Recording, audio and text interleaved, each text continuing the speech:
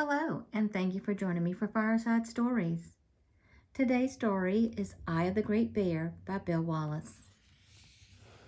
Chapter 1. Daddy was born on the 4th of July.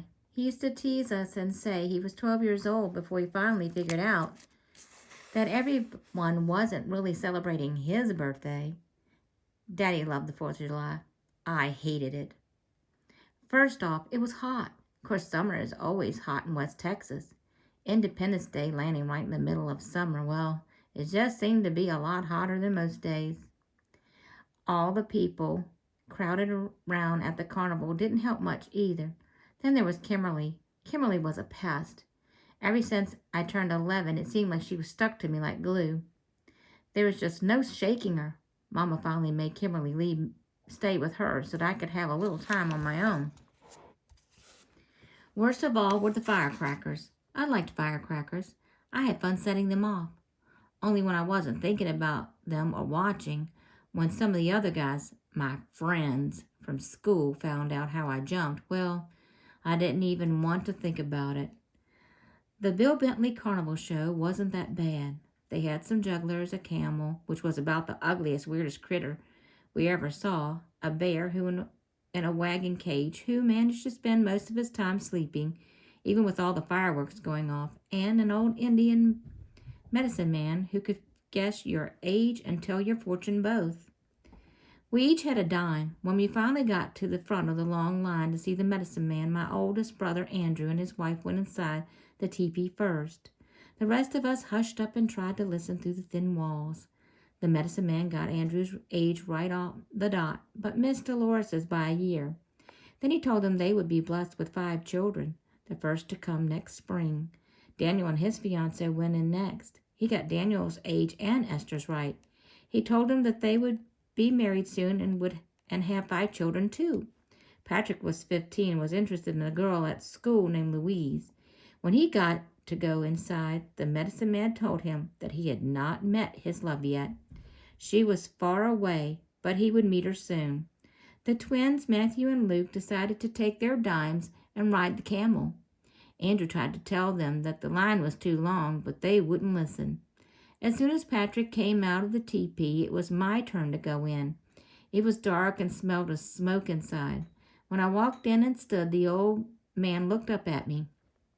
All of a sudden, he kind of jerked and struggled to his feet. He motioned for me to closer to the fire and leaned forward. Soon as our eyes met, he kind of stepped back. Some men spend their life searching for who they are, searching for their courage. You will see yourself in the eye of the great bear. With that, he brushed past me, scurried around the edge of the teepee, and disappeared.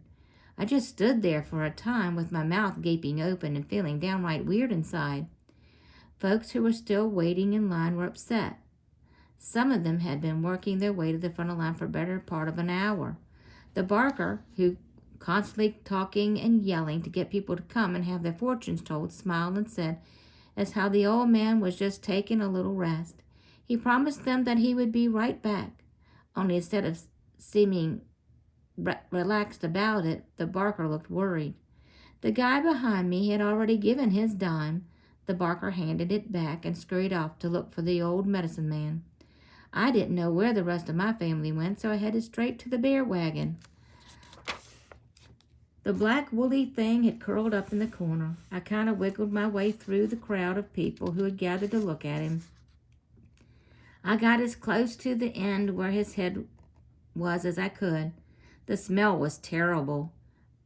It made my nose squeeze shut, and when I did breathe, it didn't take in much air. I looked at him and shrugged. There was no seeing myself in the eye of this great bear. That was on account of his eyes were closed. Right about then, there was a loud boom. It shook the bars of the cage, and everybody jumped. Some of the old soldiers had set off the Civil War cannon in the Abilene town square. That was the signal for everyone to take blankets or chairs and make their way to the spring down near the pond. When the cannon went off, the bear lifted his head from the wooden plank floor and looked around.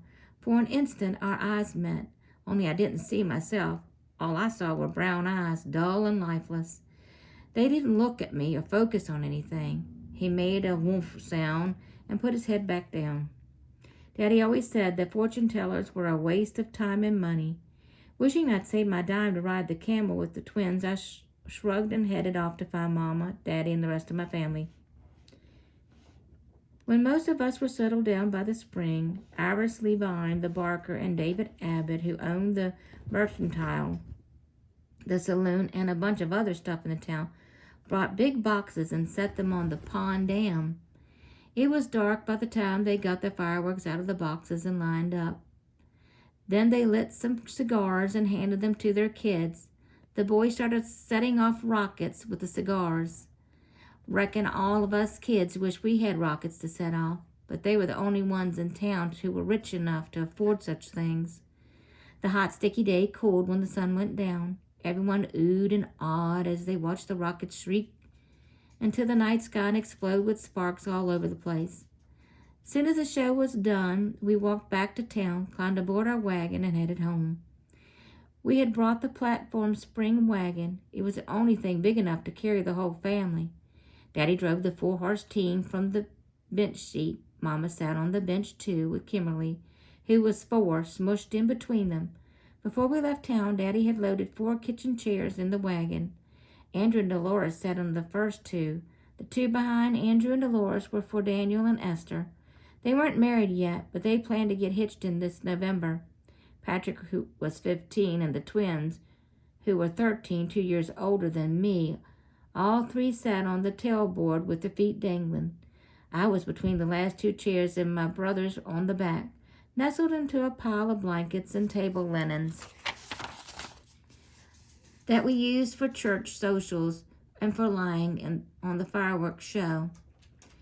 The horses made a steady clip-clop and shooed hooves, sounding on the slow rhythm of someone drumming their fingers on a table as we headed home after the big day celebration.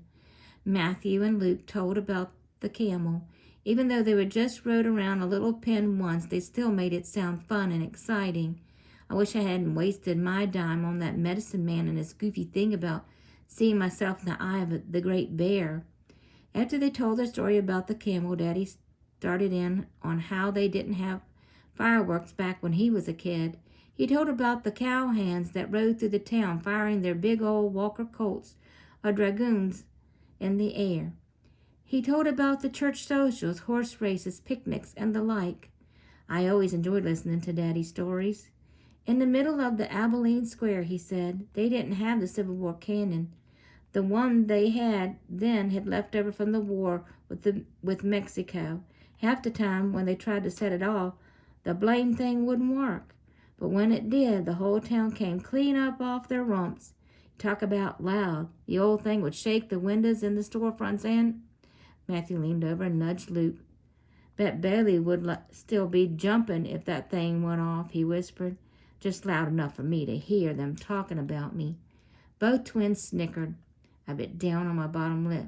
Because I bit hard enough for it to hurt, I let go and just scooted deeper into the pile of blankets. Maybe if I pretended to be asleep, they'd leave me alone. The damage was already done. Their words were like a knife twisting in my heart. Being branded a coward was bad, but having my own brothers feel the same. I scrunched my eyes tight as I could. I hated them. No, I hated me. Both of them laughed again and glanced back at me. I waited a minute, maybe 2, then slowly, quietly, I eased around on the blankets. I scooted closer. I tucked my knees up against my chest and wiggled towards them. Then, when they weren't expecting it, I aimed my feet in the middle of their backs and pushed with all my might.